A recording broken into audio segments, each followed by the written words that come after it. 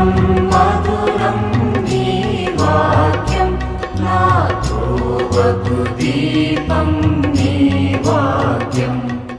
యేసు నామంలో మీకు శుభములు సమృద్ధిగా కలుగును గాక. మధురం నీ వాక్యం అనే కార్యక్రమానికి స్వాగతం. ఈరోజు మనం క్రిస్మస్ పండుగ, ఆశీర్వాద పండుగ.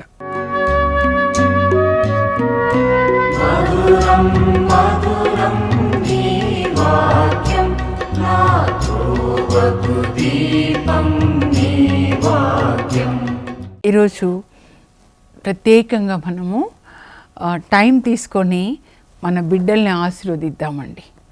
షాపింగ్లు ఇవన్నీ మానేసేయండి. మీ పిల్లల తల మీద చేయి పెట్టి మీరు వాళ్ళని ఆశీర్వదించండి. సూజన్ వెస్లీ అని ఇంగ్లాండ్లో జన్మిస్తారండి. 19 మంది పిల్లలు అనమాట. వాళ్ళ హస్బెండ్ ఆయన శామ్యుయల్ వెస్లీ ప్రిజన్ మినిస్ట్రీ చేస్తుండేవాళ్ళు. వాళ్ళ పిల్లలకి వాళ్ళు పడుకున్నప్పుడు వాళ్ళ తలల మీద చేయి పెట్టి ప్రార్థన చేస్తారంట ఒక్కొక్కరి కోసం. అయితే ఆ 19 మందిలో చివరికి ఆకలి వలన, అనారోగ్యం వలన మరణించి 8 మంది ఉంటారండి. 15వ అబ్బాయి పేరు జాన్ వెస్లీ. మెథాడిస్ట్ చర్చ్ని స్థాపించాడనమాట. మెథాడిస్ట్ ఎందుకంటే వాళ్ళమ్మ అన్నీ ఒక క్రమ పద్ధతిలో వాళ్ళకి నేర్పించారంట. 5 గంటలకి లేవాలి అందరూ కూడా. గంట కొడితే 5 సంవత్సరాలు నిండిన వాళ్ళు పరలోక ప్రార్థన చెప్పిన తర్వాతే కాలు కింద పెట్టాలి, మంచం దిగకూడదు. దిగితే బెత్తం వాడుతుంది అనమాట. అలా రోజు పిల్లలకి ఒక 5 కీర్తనలు, 5 అధ్యాయాలు తల్లికి అప్పచెప్తేనే భోజనం అనమాట. చాలామంది కాబట్టి 3 ఆవులు పాలు అదే వాళ్ళకి లివింగ్ అనమాట. కాబట్టి వాళ్ళకు కూడా పనులు అప్పచెప్తుంది అనమాట. వీళ్ళు ఆవులు మేపాలి, వీళ్ళు పిడకలు చేయాలి, వీళ్ళు ఈ పని చేయాలి అని. ఇంగ్లాండ్లో మట్టి గోడల ఇంటిలో ఎవరు ఉండరంటే సాధారణంగా, కానీ వీళ్ళు అలా అంత పేదలు అనమాట. అయితే వాళ్ళందరికీ పనులు ఇవ్వడము, తర్వాత ఇలా ఇన్ని కీర్తనలు చెప్పాలి అంటే చెప్పాలన్నమాట. తల్లికి అప్పచెప్పాలి, రాయాలి. అప్పుడే వాళ్ళకి భోజనం 3 గ్రూప్స్గా డివైడ్ చేసి ప్రొద్దున ఒక గ్రూప్కి అన్నం, మధ్యాహ్నం ఒక గ్రూప్కి, సాయంకాలం ఒక గ్రూప్. అంటే దినంలో వాళ్ళకి ఒక్కసారి ఫుడ్ అనమాట. అట్లా వాళ్ళ శరీరం తిండి మీద కూడా క్రమశిక్షణ. అందువల్ల వాళ్ళు చూడండి చక్కగా పెరుగుతారు. తల్లి అప్పచెప్పాలి ఈ కీర్తన అంటే చెప్పలేదనుకోండి, ఇంకా ఒక్క పూట భోజనం కూడా ఉండదన్నమాట. ఆ ప్రార్థనలో ఆ తల్లి రాత్రి ప్రార్థన ప్రారంభిస్తే 10 గంటలకి ఉదయం 5 అయ్యేదంట. పిల్లలందరి కొరకు ప్రార్థన ముగిసే లోపల అలా మమ్మల్ని మా అమ్మ ప్రార్థిస్తూ ప్రార్థనలో దీవించేది అని జాన్ వెస్లీ గారు ఆయన బుక్లో రాస్తే నేను చదివానండి. ప్రభా నీ చిత్తమే మా పిల్లల జీవితంలో జరుగునుగాక. వాళ్ళ కన్నుల మీద చేపెట్టి మా బిడ్డలు బైబిల్లోని అద్భుత విషయాన్ని గ్రహించినట్లుగా వాళ్ళు బైబిల్ గ్రంథాన్ని చదవాలి. వాళ్ళ మనోనేత్రాల్ని తెరవండి. పౌలు అలా ప్రార్థిస్తాడండి. ఎఫెసీ 1:18 ప్రభువా బైబిల్ గ్రంథంలో నీ వెలుగు చూసేటట్లు, యేసయ్య నీ వెలుగును చూసేటట్లుగా ఈ బిడ్డల యొక్క మనోనేత్రాల్ని తెరవండి.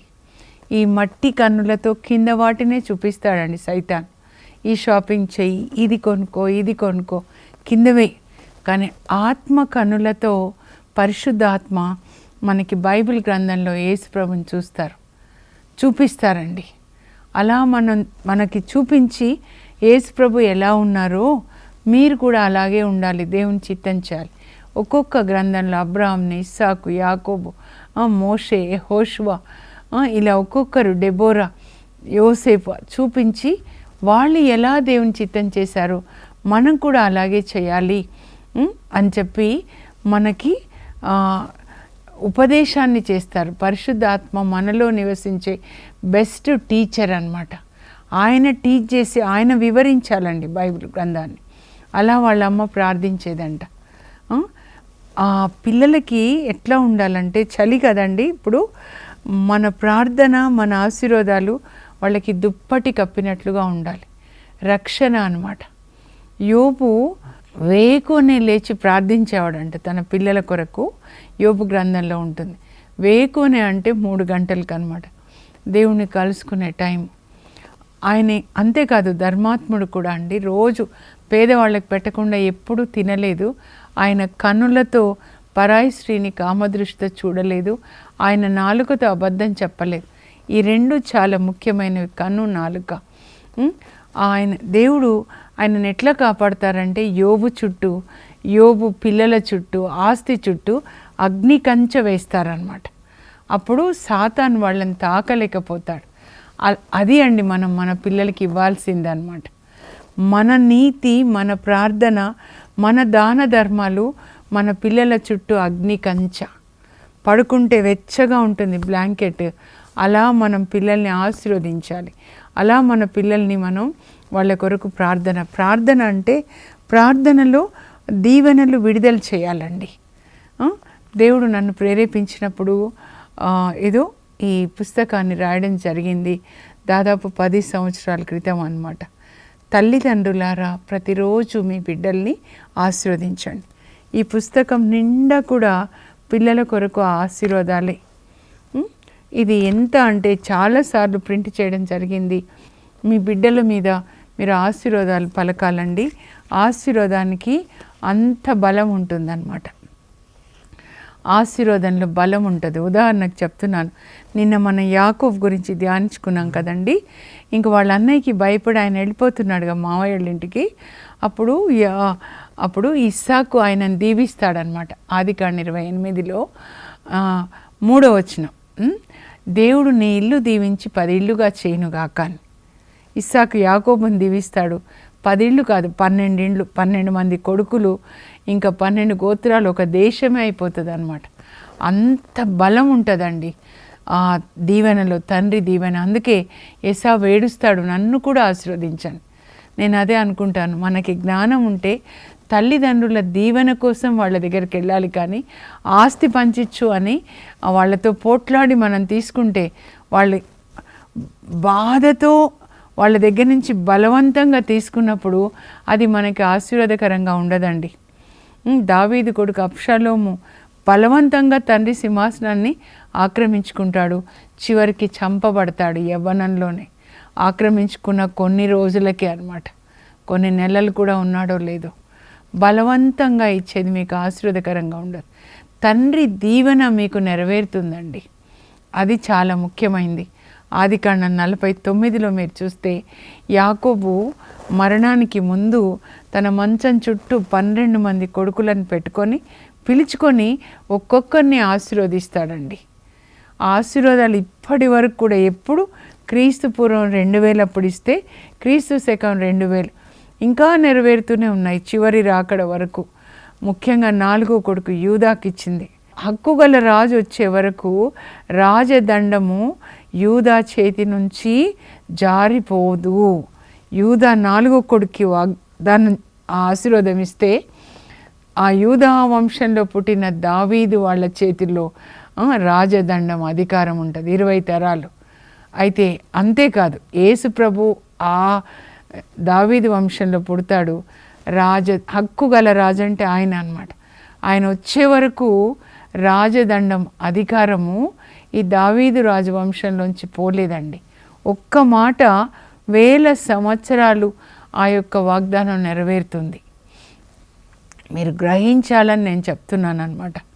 తండ్రి నోటిలోంచి వచ్చిన వాగ్దానము అది పిల్లల మీద పరిశుద్ధాత్మ క్రియ జరిపిస్తూనే ఉంటాడు. తరతరాలు అన్నమాట, తరతరాలుగా అది జరుగుతుంది. దావీదు కూడా దేవుని ప్రార్థిస్తాడండి. 2 సమూయేలు 7:29లో, ప్రభువా నీ కృప వలన ఈ దాసుని వంశము సదా వర్ధిల్లునుగాక. ఆయన పిల్లలు అంత బాగేం ఉండరండి. కొడుకే బాగుండడు. సొలొమోను తన తర్వాత రాజు. 20 మంది రాజులలో దావీదు తర్వాత ఒక 3 బాగుంటారు. యెహోషాఫాతు, హిజ్కియా, ఆ తర్వాత జోసాయా. అంతే. మనం చాలాసార్లు నేను చెప్పాను. కానీ తండ్రి దీవెన అంత బలమైంది అన్నమాట. యేసు ప్రభుని మాదిరిగా తీసుకుందామండి. యేసు ప్రభు ఈ లోకంలో ఉన్నప్పుడు తల్లులు, ముఖ్యంగా తల్లులు అన్నమాట, పిల్లల్ని ప్రభు దగ్గరికి తీసుకొని వచ్చి మా పిల్లల్ని ఆశీర్వదించండి అంటే యేసు ప్రభు పసిపిల్లల మీద తన చేతులుంచి వాళ్ళని ఎత్తుకొని ముద్దు పెట్టుకొని వాళ్ళని ఆశీర్వదిస్తాడనమాట. పిక్చర్ చూడండి. తల్లులు ప్రభువుతో పిల్లల్ని కనెక్ట్ చేయడం అంటే యేసు ప్రభు అని మీరు ఎప్పుడు చదువుతారో మీకేం గుర్తుండాలంటే యేసు ప్రభు అంటే బైబిలే, దేవుని వాక్కు. ఆయన పేరు దేవుని వాక్కు. ఆ వాక్కు మనలోనికి వెళ్తే, వాక్యమంతా మనలోనికి వెళ్తే అప్పుడు మనం కూడా యేసు ప్రభుని గర్భం ధరించి కుమారుని కంటాం, యేసు ప్రభుని కంటాం అన్నమాట. అది చాలా ముఖ్యమైనది. వాళ్ళు వేదాల్లో చెప్తుంటారు అపుత్రస్య గతి నాస్తి అని. అంటే పుత్రుడు జన్మించకపోతే పరలోకం లేదంట. అది యాక్చువల్గా యేసు ప్రభు గురించి. ఆయన మన హృదయంలో జన్మించకపోతే మనకి పరలోకం లేదన్నమాట. వాక్యమైన యేసు మరియ తల్లి గర్భంలో శరీర రూపం ధరించి పుట్టాడు. ఆయన పెరిగాడు, మరియ తల్లి జన్మనిచ్చారు. ఇప్పుడు మనం కూడా కనాలి, యేసు ప్రభుని గర్భం ధరించాలి. అలాగే మీ పిల్లల్ని ఆశీర్వదించండి. ఇందులోనే లూకా సువార్త అండి 1వ అధ్యాయం 76కి మనం వద్దాం. ఇక్కడే చాలా విషయాలు ఉంటాయి. లూకా 1-2 అధ్యాయాల్లో ఒక్కొక్క రోజు ఒక్క మాట ధ్యానించుకోవచ్చు మనం. ఎలిజబెత్ అమ్మకి బాబు పుడతాడు కదండి, బాప్తిస్మ యోహాను. 8వ రోజు సున్నతి చేస్తారు వాడు. ఆ రోజే పేరు కూడా పెడతారనమాట. ఏం పేరు పెట్టాలి అని ఈ చుట్టుప్రక్కల వాళ్ళందరూ ఇరుగు పొరుగు వాళ్ళు వచ్చి సంతోషం అనమాట, సంతోషపడి ఎలిజబెత్ అమ్మని అడుగుతారు ఏం పేరు పెట్టాలి. ఆమె అంటుంది యోహాన్ అని. యోహాన్ అనే పేరు ఎవరికి లేదు కదా అని చెప్పేసి మళ్ళా జకారియా అని అడుగుతారు. మరి ఆ పేరు పెట్టాలా, వాళ్ళ నాన్న పేరే కొడుకు, అలా కూడా పెడతారనమాట. కాదు అప్పుడు జకారియా అంటాడు కాదు మగవాడిగా ఉన్నాడు కదా, పలక తీసుకురండి అని చెప్తే పలక తీసుకొని వస్తే యోహాను అని రాసి వాళ్ళకి చూపిస్తాడు ఈ పేరు పెట్టాలని.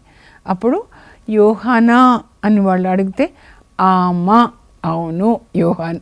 అప్పుడు ఆయన నాలుక పట్టు సడలి ఆయన మాట్లాడసాగాడు, దేవుని స్తుతిస్తున్నాడు. అప్పుడు ఇంకా చూడండి, బాబుకి సున్నత్ చేసిన తర్వాత తన చేతుల్లో బాబుని తీసుకొని ఆయన కూడా స్తోత్ర గీతం పాడతాడండి.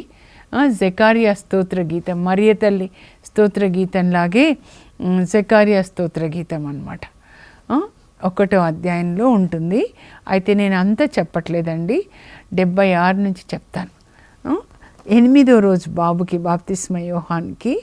అప్పుడు బాబుని చూసి తండ్రి ప్రవచిస్తున్నాడండి, కుమారా నీవు సర్వోన్నతిని ప్రవక్త అని పిలువబడతావు, పాప క్షమాపణ మూలంన రక్షణ కలుగునని ప్రజలకి తెలియచేయడానికి నీవు ముందుగా వెళ్ళి ప్రభువుకి మార్గం సిద్ధం చేస్తావు. చూడండి, ఇట్లా ఉండాలండి ఒక తండ్రి అంటే. పిల్లలకి మీరు పిల్లల్ని ప్రవచించండి. మేమెలా మాకు రాదంటే బైబిల్ తీసుకొని బైబిల్ తెరిచిపెట్టి ఇదే చదవండి. దేవుని యొక్క మాట మీరు నోటితో పలికితే అదే ప్రవచనం అన్నమాట. ఎంత ఈజీ, నేను చెప్తున్నాను కదా. పరిశుద్ధ ఆత్మ ఏలియా ఆత్మని శక్తిని కలిగి ఉంటాడు. దేవదూత చెప్పారు అంటే దేవుని యొక్క ప్రవచనము. ఇప్పుడు తండ్రి చెప్తున్నాడు అనమాట, నీవు సర్వోన్నతిని ప్రవక్త కుమారా. మీరు కూర్చోబెట్టుకొని పిల్లల్ని, తల్లి తండ్రికి చెప్తున్నాను, తండ్రి పిల్లలందరినీ కూడా మీరు ఆశీర్వదించండి. ఇద్దరు కూడా ఇజ్రాయెల్ దేశంలో సాటర్డే అండి, శనివారం వాళ్ళకి సబ్బాత్ అన్నమాట. ఉదయం అయితే వాళ్ళు మందిరానికి వెళ్తారు, సమాజ మందిరం అంటాం, సినగోగ్ అంటారు వాళ్ళు, ప్రార్థనా మందిరం. సాయంకాలము వాళ్ళు అందరూ కుటుంబ ప్రార్థన చేస్తారండి తప్పకుండా. ఏ రీడింగ్సో మళ్ళీ చదివి ఆ కుటుంబ ప్రార్థన ఎందుకు అంటే పిల్లల్ని ఆశీర్వదించడానికి అన్నమాట. అందుకే మా పిల్లలు ప్రపంచాన్ని ఏలుతున్నారని గర్వంగా చెప్పుకుంటారండి. అన్ని ఐటీ కంపెనీస్ వాళ్ళ ఆధీనంలో ఉంటాయంట, సైంటిస్టులు కానీ. ఎందుకంటే మేము వాళ్ళని ఆశీర్వదిస్తామని. తల్లి తండ్రి ఇద్దరు చేతులు పెడతారంట, పెట్టి ఇలా ఆశీర్వదిస్తారు. ఇర్మియా 29:11 ప్రకారం మా పిల్లలకి బంగారు భవిష్యత్తు ఇవ్వండి. యెషయా 11:2 ప్రకారం దేవుని యొక్క ఆత్మ మా పిల్లల మీద వాళ్ళలో ఉండాలి. ఆ ఆత్మ మా పిల్లలకి వివేకాన్ని ఇవ్వాలి, విజ్ఞానాన్ని ఇవ్వాలి, తెలివిని ఇవ్వాలి, బలాన్ని ఇవ్వాలి. ఆ తర్వాత దూరదృష్టిని ఇవ్వాలి, దైవభీతిని కలిగించే ఆత్మ మా పిల్లల మీదకి వచ్చునుగాక. అందుకే వాళ్ళకి దైవభీతి ఉంటుందండి. వాళ్ళు పాత నిబంధనలో ఉన్నా కూడా ఆ దేవుని యొక్క ఆజ్ఞలు వాళ్ళు పాటిస్తారు. మోషే ధర్మశాస్త్రం అన్నమాట. అలాగే సొలొమోన్ రాజుకి ఇచ్చిన జ్ఞానం మాకు దయచేయండి, మా పిల్లలకి ఇవ్వండి. లూకా 1:66లో దేవుని హస్తం ఆ బాలునికి తోడుగా ఉండెను. మా బిడ్డలకు దేవుని హస్తం తోడుగా ఉండును గాక. లూకా 1:80లో ఆ బాలుడు ఎదుగుచు ఆత్మబల సంపన్నుడాయను. మన పిల్లలు ఆత్మబల సంపన్నులు కావాలంటే శరీరానికి అన్నం పెడతాం కదా, మంచి స్ట్రాంగ్గా ఉంటారు. మరి ఆత్మ స్ట్రాంగ్గా ఉండాలంటే ఇదే ఆహారం అండి. పిల్లలకి ఈ ఆహారం పెట్టండి. తల్లులు ఎక్కువ టైం మీరు గడపండి. పిల్లలకి ప్రార్థనలు, వాక్యం చదివించండి, అదే ప్రార్థన, కీర్తన నేర్పించండి. మరి చిన్న పిల్లలు అయితే నేను చెప్తాను, good morning Jesus, thank you Jesus, praise you Jesus, love you Jesus, thank you Jesus, praise you Jesus, love you Jesus. ఇవి ప్రతిసారి ప్రొద్దున సాయంకాలం. కొంచెం పెద్దగా అవుతుంటే the Lord is my shepherd, I shall not be in want. 23వ కీర్తన మొత్తం కాకపోయినా ఒకటే మాట, ప్రభువే నాకు కాపరి, ఇక ఏ కొదవ లేదు. మీరు ఈ మాట చెప్పండి ఉదయం లేవగానే. యేసు ప్రభువుని హృదయంలో ఉన్న ఆయనను చూస్తూ, నువ్వు నా కాపరి, నాకు ఇంకే కొదవ లేదు. అప్పుడు ఏ కొదవ ఉండదండి. ప్రభువు నీ దాగు చోటు నువ్వే అని చెప్పుకోవాలన్నమాట. The Lord is my strength and my shield, my heart trust in him. అది 28వ కీర్తన 7వ వచనం అనమాట. ప్రొద్దున లేవగానే మేము చెప్పుకునేవి ఇవి. ప్రభు నాకు బలము, నా కోట, నా కొండ, నన్ను సకల ఆపదల నుంచి కాపాడుతాడు, నాకు నీడగా ఉంటాడు, నా కుడి ప్రక్కన ఉంటాడు. 121వ కీర్తన అనమాట. మీ పిల్లలకి, మీ పిల్లల మీద ఈ ఆశీర్వాదాలు మీరు విడుదల చేయండి. అది నేను చెప్పేది. వ్యర్థమైన మాటలు ఏమొస్తుందండి? మీరు వాళ్ళ గురించి వీళ్ళ గురించి మాట్లాడితే వినడానికి గాలిలో తిరిగే పిశాచులు వచ్చి మీ ఇంటిని కూల్చేస్తాయి. కానీ దేవుని మాటలు మాట్లాడితే దేవదూతలు వస్తారండి వినడానికి. అలాగే దేవుని యొక్క ఆత్మ మీరు మాట్లాడే మాటల్ని క్రియారూపం ధరింపజేస్తాడు. వెలుగు కలుగునుగాక అన్నారు దేవుడు. పరిశుద్ధాత్మ వెలుగుని కలుగజేశారు. పరిశుద్ధాత్మ ఎవరంటే హీ హ్యాస్ క్రియేటివ్ పవర్. బైబిల్లో నుంచి పలకబడిన వాక్యాన్ని క్రియారూపంలోనికి జరిపించుతాడనమాట. ఇది మీ బిడ్డల మీద దేవుని యొక్క ఆత్మ దిగొచ్చునుగాక. యెషయా 44:3 అండి. నేను చెప్పుకునే కూడా చెప్తున్నాను. మా బిడ్డల మీదకి పరిశుద్ధాత్మ దిగవచ్చునుగాక. యెషయా గ్రంథంలో, ఇంకా యెషయాలో కూడా చాలా ఉంటాయండి. యెషయా 61:1 ప్రభువైన యావే నన్ను తన ఆత్మతో అభిషేకించాడు. ప్రభువైన యావే నా బిడ్డల్ని పరిశుద్ధాత్మతో అభిషేకించాడు. పేదలకి సువార్త బోధించడానికి, చెరలో ఉన్న వారిని విడిపించడానికి. పరిశుద్ధాత్మ మీ మీదికి వచ్చినప్పుడు మీరు శక్తిని పొందుతారు. పరిశుద్ధాత్మ వస్తే మీరు బలహీనంగా ఉండరండి, బలంగా ఉంటారు. నేను చెప్పుకునేవన్నమాట ఇవన్నీ కూడా. పరిశుద్ధాత్మ మా పిల్లల మీదికి దిగవచ్చునుగాక. మా పిల్లలు బైబిల్ గ్రంథాన్ని చదువుదురుగాక. దాన్ని పాటించుటయందు మా బిడ్డలు ఆనందించుదురుగాక. ఈ పుస్తకం అంతా కూడా ఆశీర్వాదాలంటే అన్నీ కవర్ అయిపోయినాయండి. ఇంకా అంతేకాదు, తోబితు గ్రంథంలోంచి హితోపదేశం కూడా రాశాను. తోబితు తన కొడుకు తోబియాని కూర్చోబెట్టుకొని హితబోధ చేస్తాడు. మనం పిల్లల కొరకు ప్రార్థించాలి, పిల్లల్ని ఆశీర్వదించాలి, పిల్లలకి హితబోధ చేయాలండి. మీరు ఇలా ఉండాలి అని పిల్లలకి చెప్పాలి. చెప్పకపోతే ఎవరు చెప్తారు? ప్రొద్దున లేవాలి నాన్న, బైబిల్ చదువుకోవాలి, అమ్మ నాన్న మాట వినాలి, స్కూల్కి వెళ్తే టీచర్స్ మాట వినాలి, నీ ఫ్రెండ్స్తో మర్యాదగా ఉండాలి, నోరు జాగ్రత్తగా ఉండాలి, మంచి మాటలే రావాలి. నా పిల్లల నోటి నుంచి జీవం గల మాటలు వచ్చునుగాక. వినేవాళ్ళకి అవి ఆనందాన్ని కలుగజేయునుగాక. నాలుక చాలా ముఖ్యమైనది కదా. నా బిడ్డలు కన్నులు దేవుని యొక్క అందమైన సృష్టిని చూచుదురుగాక.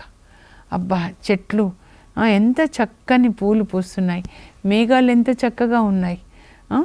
అలా దేవుని సృష్టిని చూసి ఆనందించాలి, కానీ పాపం చూసి పాపం ఆనందించకూడదండి.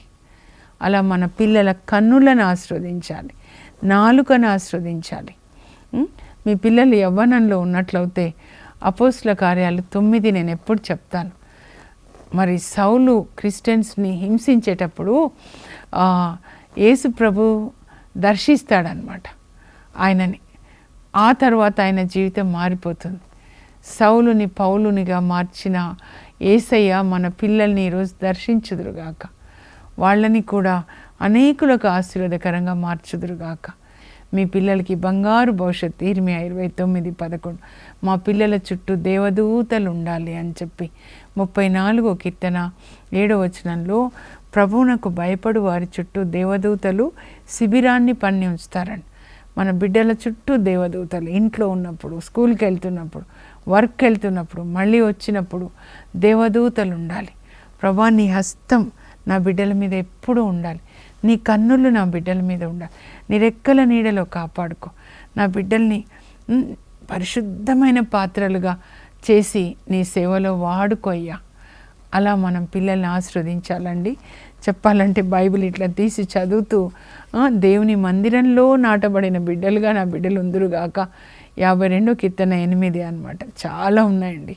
నేను ఒక్కటి ఏంటంటే ఎక్కువగా చెప్పేది యోవేలు 2:28 అండి.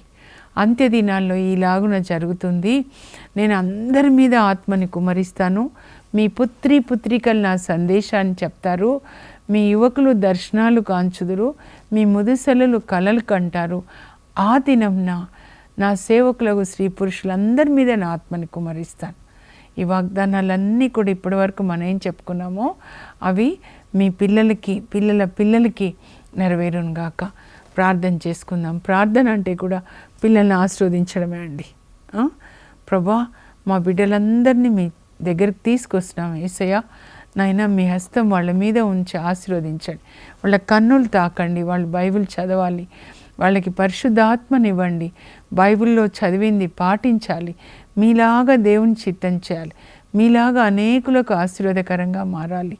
యేసు పరిశుద్ధ నామంలో అడుగుచున్నాం తండ్రి, ఆమెన్. బైబిల్ చదివి వాగ్దానాలు ఆశీర్వాదాలు చదువుతారు కదా, మా పిల్లలతో పాటు అందరి పిల్లలకి నెరవేరును గాక, మీ అందరికీ నెరవేరును గాక. God bless you. Have a blessed day.